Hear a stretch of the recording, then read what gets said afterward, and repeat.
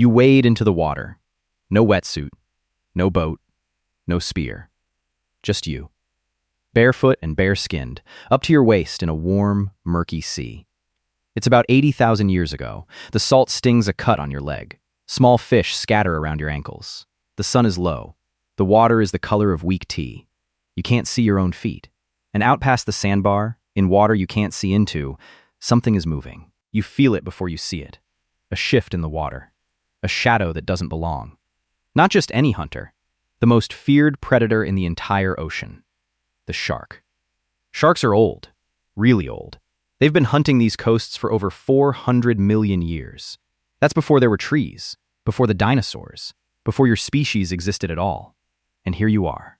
Slow, soft, no claws, no fangs. Splashing around in their kitchen like you own the place? By every logic, this should end badly. But here's the strange part. It usually didn't. The deadliest predator in the sea had our soft, defenseless ancestors right there for the taking. Year after year, coast after coast.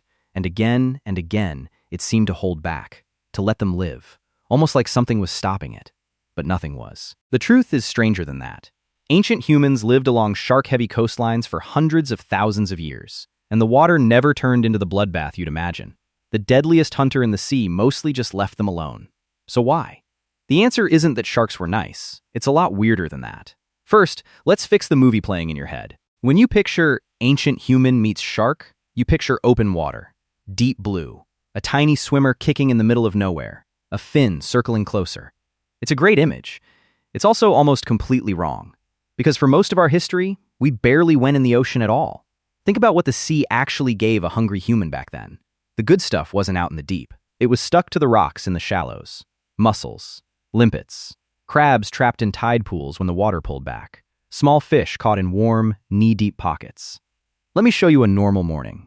The tide slides out at dawn. The whole group moves down to the rocks together.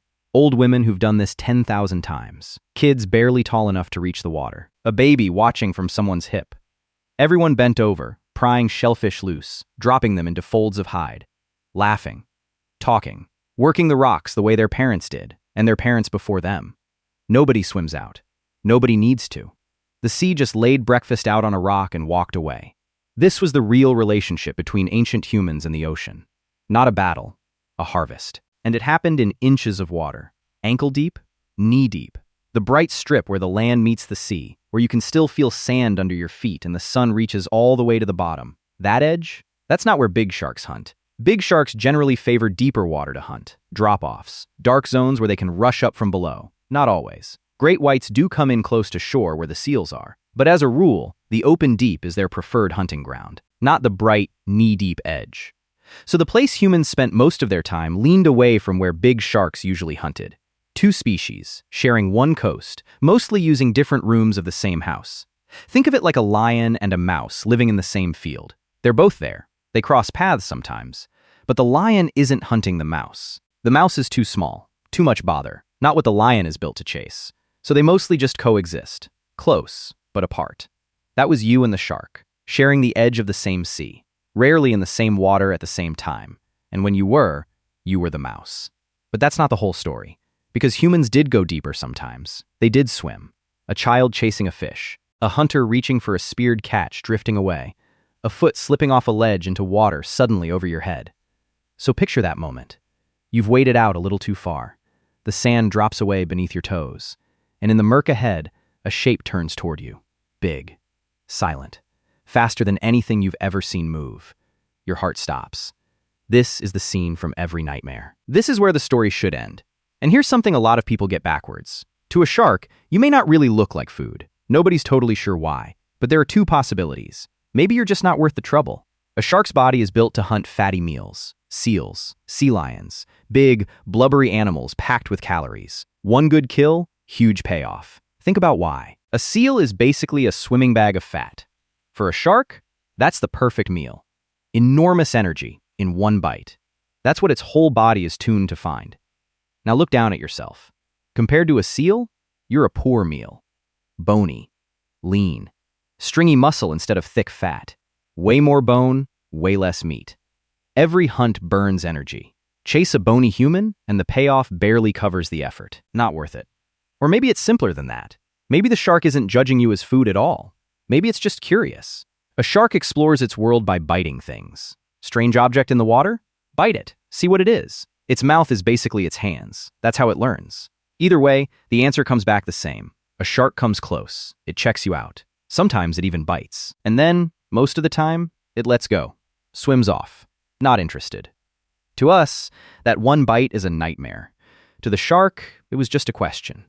And whatever the reason behind it, the answer was the same. Not this one. Sit with what that means. An ancient human in the water probably wasn't being hunted.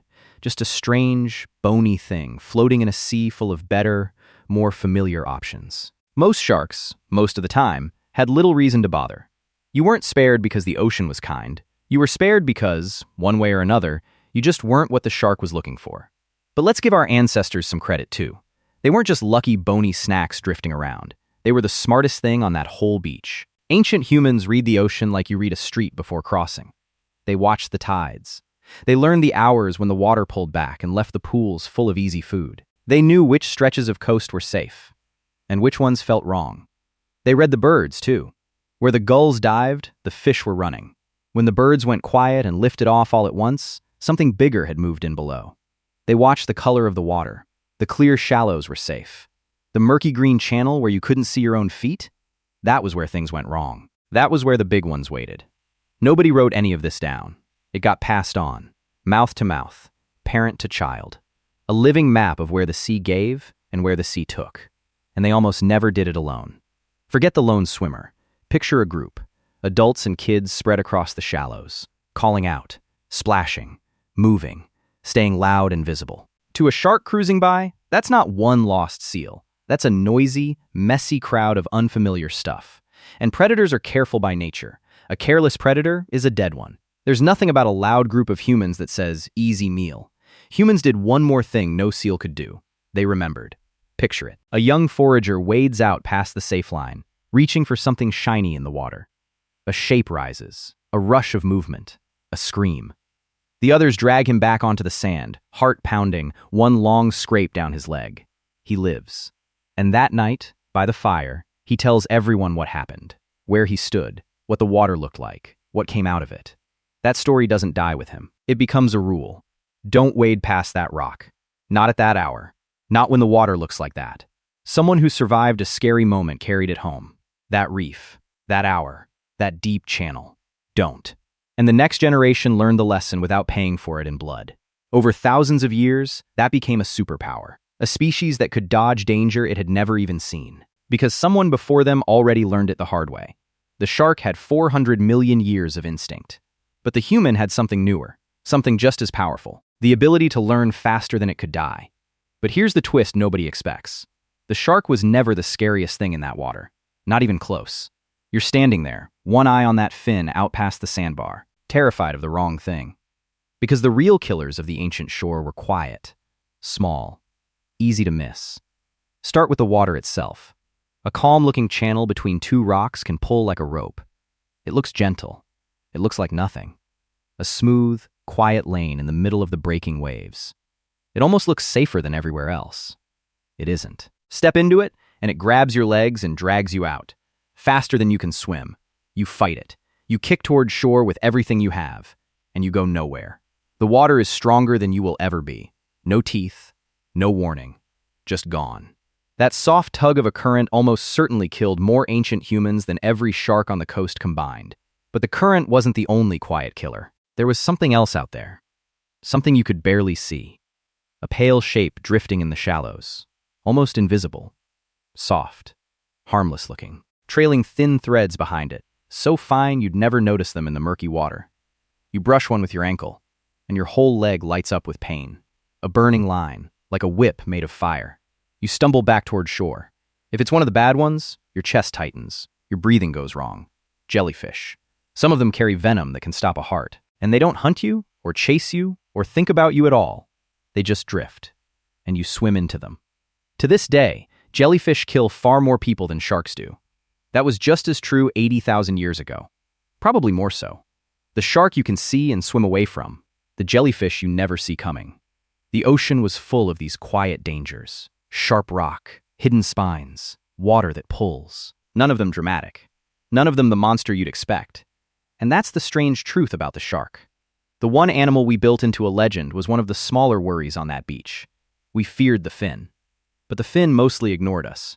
It was the calm water that took people, the quiet drift of a jellyfish, the soft pull of a current, the things that didn't look like monsters at all. We spent all our fear on the wrong animal.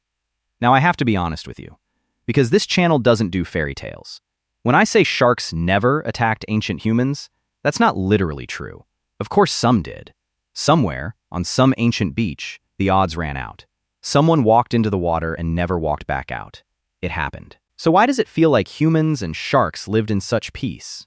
Part of the answer has a name: survivorship bias. And once you see it, you can't unsee it. Think about who gets to leave a story behind. The people who stayed out of the deep, who read the tides right, who came home. They lived. They had kids. They passed on what they knew. The ones who didn't? They just vanished. No children. No warning that lasted long enough to reach us. The ocean quietly erased them and left only the ones it spared. So every story that survived is a story with a happy ending. Not because bad endings didn't happen, but because the people who lived them weren't around to tell us. History only kept the winners. There's a size problem, too.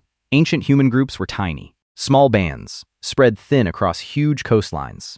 Even if attacks happened across the whole species, they'd leave almost no trace.